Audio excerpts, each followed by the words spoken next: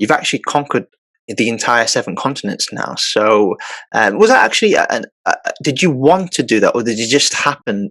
The fact that you've done all 7 continents. Really wanted to do all 7 continents. Antarctica was just so intriguing to me about how there haven't been that many people going. It's risky getting there. It just seems so interesting to me. And I thought, wow, I got to do it now before I don't have the chance to do it, before it's either like too touristy, you can't get there. I have family and kids, and I don't want to kind of spend all of that money going. So I was like, I got to get there now. And I'm so thankful that I did. By far the best place I've ever been. Antarctica, it's on top of your list. Yeah, it's the top of my list. There's nothing that matches it. It's so untouched. They had so many.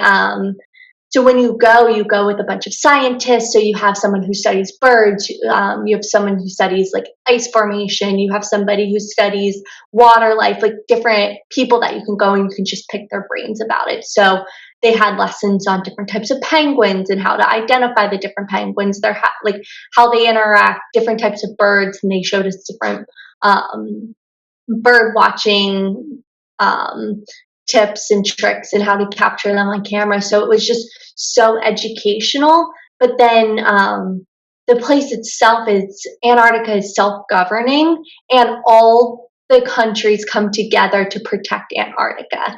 And they were very, very strict on what you could do. So anytime that you left the boat, you had to thoroughly wash your boots, make sure you're washed off, make sure you're not bringing anything on the continent, and then not bringing anything back onto the boat to be kind of moved from one part of Antarctica to the next. So you had to wash your boots multiple times.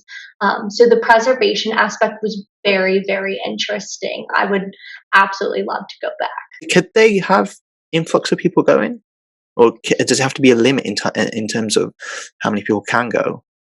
It depends. I know flying there is a lot more risky than taking a boat. So they don't recommend you fly into Antarctica. I think if they would open that up more and be able to make it a little less risky, then you would see a lot higher influx of people. But it is time consuming as well. So you have to sit in a boat for 2 days out and 2 days back. So you're already at 4 days to get there. And then you can only have as many people as the boats. And then they have so many regulations of how many people can land a day. So the boat that I was on, I think it was 300 people, but only 150 could be on the island at once. So what they did is half of the group would go on these little kind of speed boats and like tour around, be able to see like sea life. So we saw whales and that sort of thing. Or you could do like kayaking and paddleboarding. So half the people had to be on the water, and then the other half could actually go along shore. And they did 2 landing attempts a day. So you had 2 chances to go on land a day, and then 2 chances to be in the water a day. So there are a lot of regulations. So there were bigger boats that went down there, but they couldn't land on the island because it was just there.